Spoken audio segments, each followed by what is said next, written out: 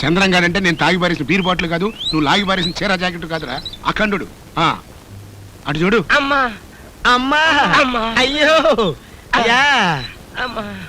ఏంట్రా మిమ్మల్ని ఆ చంద్రం గారి కొట్టాడా? మిమ్మల్ని నాన్న పేరుడు పోయినాడు, మిమ్మల్ని తొక్క తీస్తాడంట. అసలు ఇంతకీ ఎవరన్నా ఈ చంద్రం? వివరాలు తర్వాత సంచికలు. అవతల కేసు పెట్టబోతున్నాడు, ముందా చూసుకోండి. ఆడు మన మీద కేసు పెట్టే లోపు మనమే ఆడి మీద కేసు పెట్టాలరా. నేను ఈ మనుషులు తీసుకొని స్టేషన్కి వెళ్ళమంటారా? అగా ఏంట్రా ఇట కౌకు దెబ్బలతో వెళ్తావా?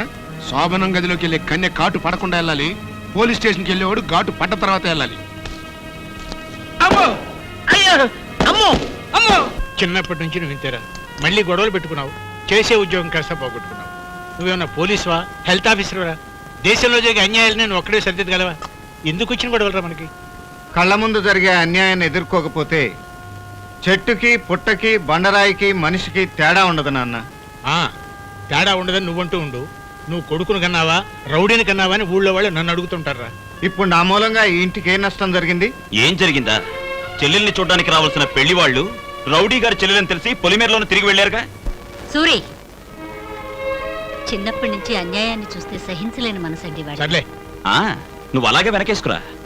ఆయన గారు రోజుకొకరిని తన్ని పూటకు ఉద్యోగం పోగొట్టుకొస్తాడు. నువ్వేదో పెద్ద ఉద్యోగం చేసి మమ్మల్ని పోషిస్తున్నట్టు. ఇక్కడ చంద్రం అనే రౌడీ ఉన్నాడంట. ఎక్కడండి? విన్నావురా? ఆ బిరుదు విన్నావా? రౌడీ అన్నది ఈ ఊరు పోలీసులు నాకు పెట్టుకున్న ముద్దు పేరు. నువ్వు రౌడీవి కాకపోతే ఎందుకు చేయి చేసుకున్నావు?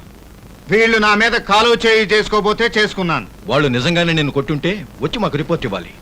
మానభంగం జరుగుతుంటే జరగనిచ్చి అయ్యా మానభంగం జరిగిందని తర్వాత మీకొచ్చి చెప్పాలా? మర్డర్ జరుగుతుంటే జరగనిచ్చి ఆ తర్వాత వచ్చి అయ్యా మర్డర్ జరిగిందని చెప్పాలా?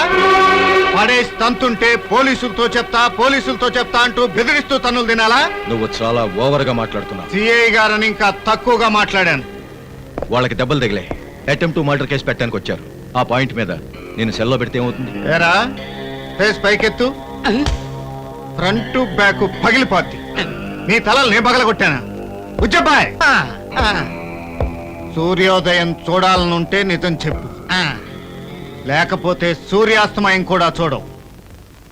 అయ్యా అసలు ఏం జరిగిందంటే అండి, మా అయ్యగారి బియ్యంలో రాళ్లు కలపమన్నారండి. ఆ పాయింట్ మీద నేను రిపోర్ట్ ఇస్తానన్నారండి. మా అయ్యగారు రౌడీలండ చూసుకొని రెచ్చిపోమన్నారండి. వాళ్ళు అటెంప్ట్ చేశారండి, నేను ఫినిష్ చేశాడండి. అర్థమైందా కేసు? వీళ్ళ లోపలేసే వెళ్ళు. అయ్యా నన్ను కూడా లోపల పడేసి నారమే అంటారండి. మీ అయ్యగారిని తీసుకురా. అలాగే. ఇక నేను వెళ్ళొస్తాను. వెళ్లే ముందు ఒక హెచ్చరిక. ప్రతివాడు పోలీస్ డ్యూటీ చేస్తే దొంగకి దొరికి తేడా లేకుండా పోతుంది. ఒంటి మీద కాకి బట్ట చేతిలో లాఠీ కర్ర ఉన్నవాడు మాత్రమే పోలీస్ డ్యూటీ చేస్తే కలియుగం తొందరగా అంతం అయిపోతుంది.